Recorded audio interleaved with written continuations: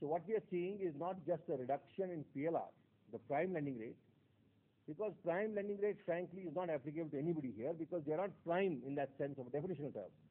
So we are also going below and saying we'll change all the rates that are effective in J&K.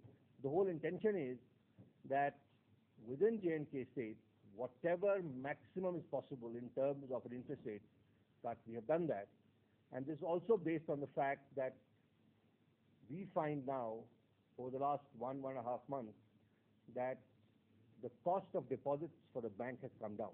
For J&K Bank, it has come down. Because earlier, we were borrowing in the money markets at 10%, 11%, 12%. Today, we are borrowing at 6, 7%, 8%. So there is a softening of the cost of deposits because PLR is based not on the whim and fancy of the bank. It is based on the cost of deposit. They provide regulatory costs because for every loan that I give, I am required by the Reserve Bank to keep a certain provision, then the risk involved, and then the margin of the bank. So it is applicable 1st of May. Already it started. We make it applicable on 1st of May. The board has approved it as of day before yesterday, and we are making it applicable 1st of May. So all these factors go into making the PLR. Now, in terms of that one, the cost of deposits have come down. We have passed more than our cost of deposits, particularly in those segments which are applicable in J&K.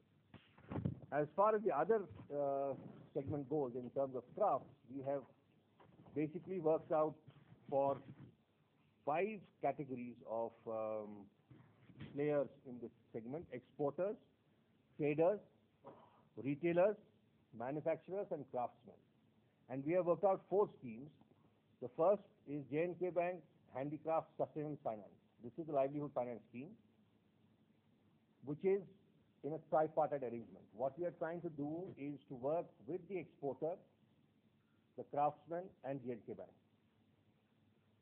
We will give money to the artisan directly, and if he works with the exporter, then when he sells his product to the exporter will pay the money through J&K Bank. So there is a safety net, yet at the same time, we supply finance directly to it. Currently, the exporter gives money or trader gives money directly to the artisan and charges lucrative rates in that. We are trying to move away from that system and make it a more formal system.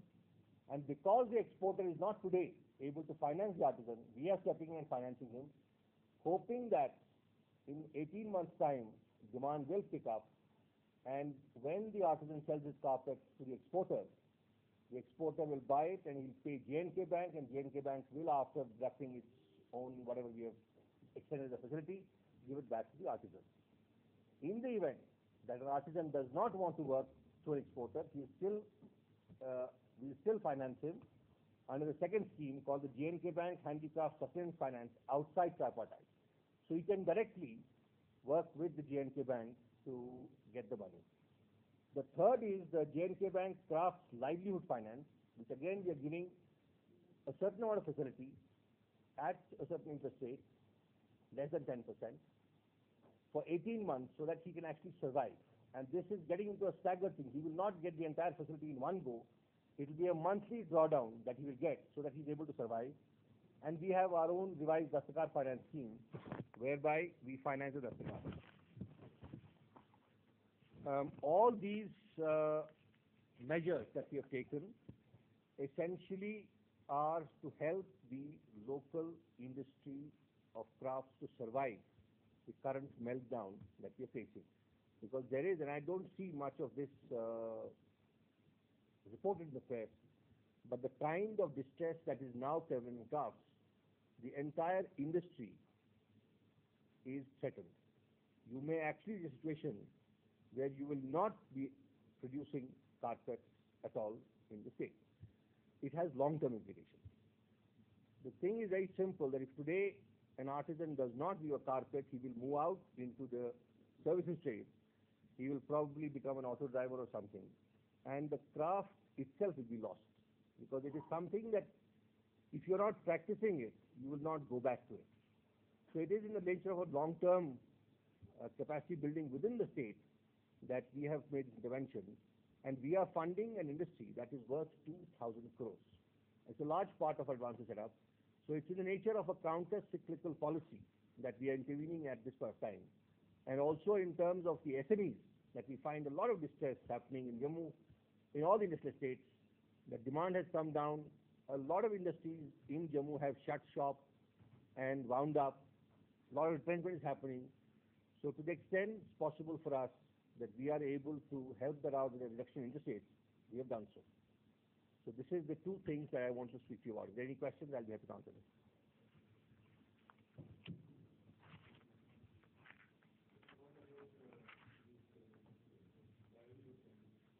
Sorry?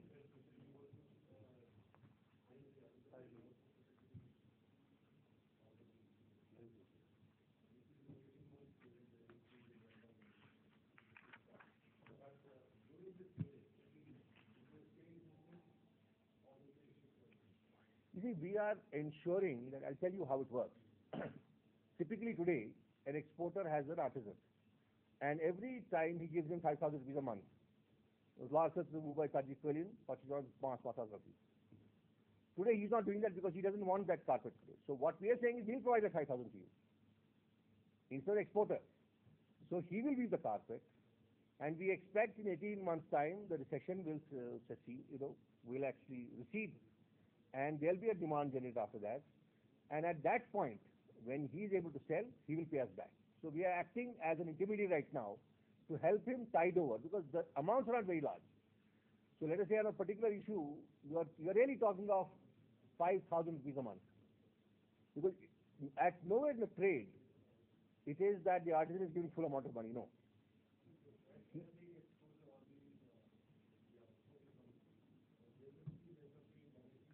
Yes, yes. No, we expect him to stay in business, and whatever he produces, we will then find a market for him. We'll do a market arrangement. The only difference is, you see, there are many cases which came to us when we did this exporter tie-up. There are 2 or 3 exporters who dominate the trade. 85% is done by 3 people.